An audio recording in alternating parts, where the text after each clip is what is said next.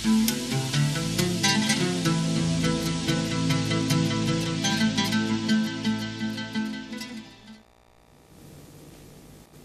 pemirsa TV yang dimuliakan Allah, kita kembali di Ustaz menjawab. Topik kita hari ini menyambut bulan Rajab. Tetapi Bapak Husin Ahmad bertanya tadi tentang masalah wudu ya. Beliau seorang tukang cat. Ternyata setelah salat beliau melihat cat di bawah kakinya. Apakah sah wudunya atau bagaimana? Mohon penjelasan Ustaz. Ya, alhamdulillah, syukuran jazila. InsyaAllah memang barangkali itu resiko kita dalam bekerja hari-hari, kerja bengkel, kerja cat, apalagi kita urut kesehatan, itu kan ada juga kan, dan sebagainya. Itulah resiko kita. Makanya sebelum kita salat memang itu wajib istighra, memeriksa tentang keadaan kitanya suci tidak suci. Memang suatu kewajiban besar, bahkan harus berkali-kali. Dalam hal tersebut dianggap kita dapat pahala fi sabilillah, memang luar biasa untuk menegakkan salat, karena salah satu sebab salat diterima itu kan suci.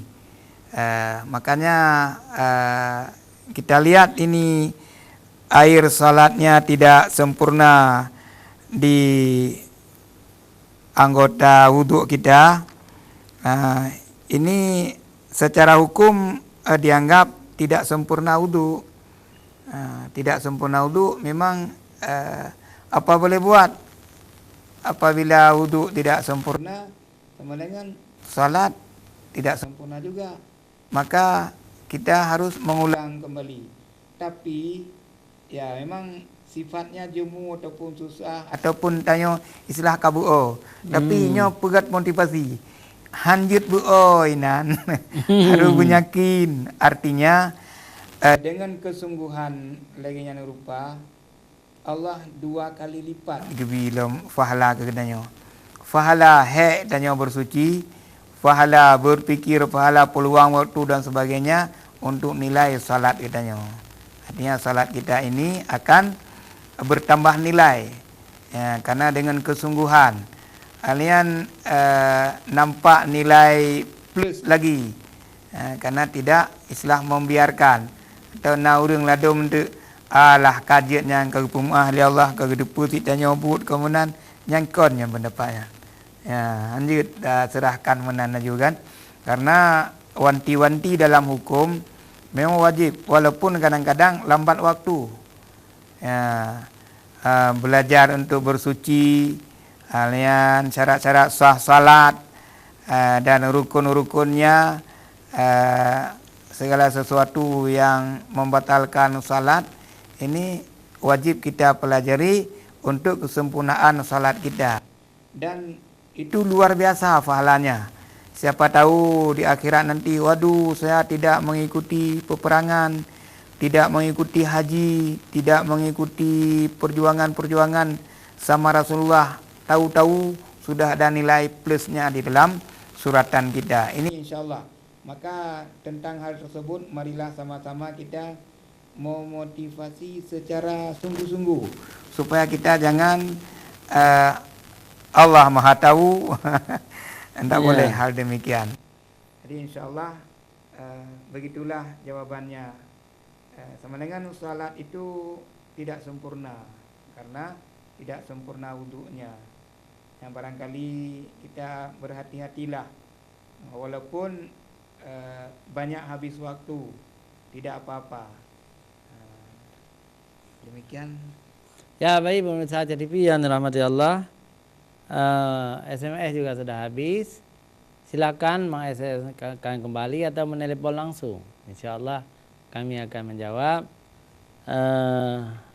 Mari kita ini menyebut hatinya salah kita jabut, guru ya. Oh ya, memang salah kita jabut. Memang tanit penuh Pak God. Sedangkan dia menuntut ilmu yang wajib. Yang ada 2 ilmu tak angkat telefon, tak telefon atau dah SMS, kagak pahala oleh Allah SWT bagi orang yang SMS, apalagi kejauh oleh dengku untuk dengar li cukup ramai pemirsa Aceh TV. Silakan SMS laju ke Aceh TV. InsyaAllah kamu akan menjawab ya. Belum ada SMS, silakan kami menunggu ya. Selanjutnya bolehlah kita tambah, ini salah satu amal kalau kita mau ya, di dalam bulan Rajab, boleh tiap malam, boleh satu malam, bahkan dengan kawan-kawan kami di pondok ataupun di tempat-tempat lain yang ada membaca kitab Duratul Nasihin ini ya, diceritakan, ya Ustaz, ada memuliakan malam pertama bulan Rajab dengan apa, saya tanya. Biasa sembahyang Rajab. Bagaimana caranya? Ya, sesudah salat maghrib kita salat 2 rakaat 1 salam. Ayatnya sesudah baca Fatihah, baca Qul huwallahu ahad 1 kali. Jadi 10 salam sama dengan tiap rakaat kita baca surat Ikhlas. Apa pengertian, apa faedahnya? Ini memang melalui sabda Rasulullah juga ini, yaitu hafizallahu ta'ala, dipelihara akannya oleh Allah diri orang yang salat itu, wa ahla baitihi, dan ahli rumahnya, wa iyalahu, dan yang tanggung jawab daripada keluarga tersebut.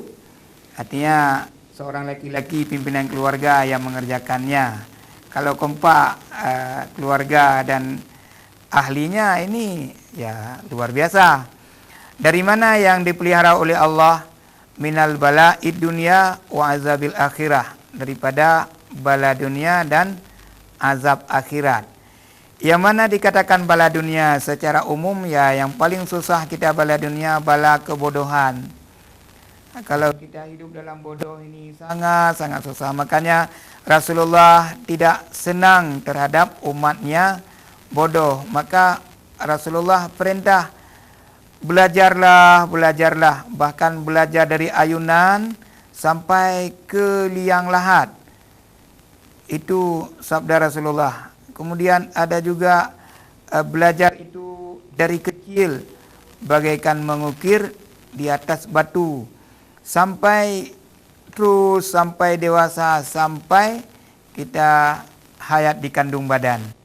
Inilah supaya umat Islam, umat Nabi ya cerdas-cerdas semua. Kalau orang cerdas itu dosanya diampuni oleh Allah, malaikat suka, Allah pun suka, Nabi pun sangat gembira. Sehingga senang melihat umatnya pandai-pandai semua, cerdas-cerdas semua, indah-indah semua. Ya, senang Rasulullah. Itulah bala yang saya sampaikan, bala bodoh yang sangat-sangat tidak disenangi oleh Rasulullah SAW. Bala-bala lain itu memang sudah sering, bahkan kalau para anbiya, para rasul itu selalu dicoba oleh Allah, selalu dalam keadaan bala. Orang mukmin, ulama, orang soleh itu selalu bala-bala yang berkaitan dengan fisik, dengan harta, jiwa dan sebagainya. Tapi yang mungkin menurut saya katakan di sini, bala kebodohan. Kemudian azab akhirat. Itulah azab akhirat, mulai mukadimahnya setelah mati kita. Ya, bagaimana nampak dengan dunia ini kalau anak kita tidak salat. Ini bala untuk kita. Anaknya dalam keadaan bodoh, terlihat kita dalam kubur. Ya, karena orang yang telah meninggal itu pada hakikatnya itu pindah tempat. Orang itu dapat melihat kita. Ya, susah dengan pekerjaan kita di dunia. Itulah bala azab akhirat yang pertama. Selanjutnya ya terserah kepada alam selanjutnya sampai hari mahsyar nanti. Ya, baik. Assalamualaikum warahmatullahi wabarakatuh. Ustadz, saya mau bertanya, bagaimana niat untuk salat bulan Rajab dan puasa bulan Rajab? Terima kasih Ustadz atas jawabannya. Ruqayyah di Lamlhom Lunga. Ya, alhamdulillah. Ya, kalau ini kaitan pas dengan salat Rajab. Ya. Sahaja aku salat sunat Rajab 2 rakaat karena Allah Ta'ala. Kalau secara pribadi, kalau mau secara artinya bersemangat pakai jamaah boleh juga, karena ada juga yang pakai jamaah supaya kita bersemangat, motivasi ya. Saja aku salat sunat Rajab 2 rakaat mengikut imam karena Allah Ta'ala. Ya, kemudian habis Fatihah baca surah Ikhlas 1 kali, kemudian terus salam. Ya, kita serahkan kepada Allah. Walaupun nanti seperti tadi bahwa apa sahih tidak sahih ini hadis, memang kalau secara Rasulullah menyampaikan kan tidak berani seseorang mengatakan Allah yang menjaganya. Kalau Rasulullah menyatakan kan sudah sangat-sangat kuat. Hafizallahu ta'ala, dipeliharakan akannya orang tersebut oleh Allah dan ahli keluarganya dan yang bertanggung jawab kepada pimpinan keluarga tersebut daripada bala dunia bala akhirah. Ini ya kita doakan, kita serahkan kepada Allah, salah satu penyebab untuk tidak terbebani dengan bala ataupun bencana dan sebagainya. Kemudian untuk puasa harinya boleh ada pendapat ini kan boleh, karena kita akan ragu di waktu kecil, di waktu umur balik kita kadang-kadang tidak sempurna puasa wajib. Ya boleh kita saja aku puasa esok hari daripada qada puasa Ramadan karena Allah Ta'ala. Itu boleh, itu dapat juga pahala untuk bulan Rajab. Yang penting ada puasa di hari-hari bulan Rajab. Ada juga yang berpendapat cara niatnya saja aku puasa esok hari daripada qada fardu bulan Ramadan serta sunat Rajab karena Allah Ta'ala. Nah itu cara kedua.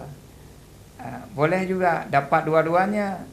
Ada cara yang ketiga, istilah mutlak kita menghormati hari Rajab.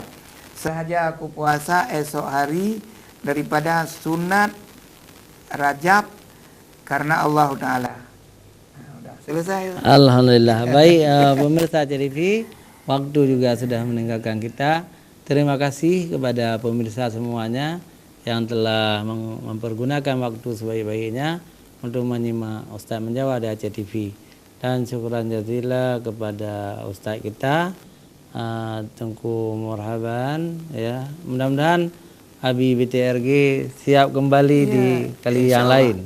Ya, kalian-kalian anak kamu ada diciri oleh dan kepada pemirsa Agnia yang mudah rezeki, silakan hubungi pesantren BTRG, karena di BTRG itu ada anak yatim dan anak fakir miskin. 60 orang yang perlu kita didik, memberi makan dan menyekolahkan mereka. Juga pelajaran-pelajaran yang lain. Pemirsa, hanya sampai di sini. Mudah-mudahan membawa berkah kepada kita semua. Billahi taufiq wal hidayah. Wassalamualaikum warahmatullahi wabarakatuh.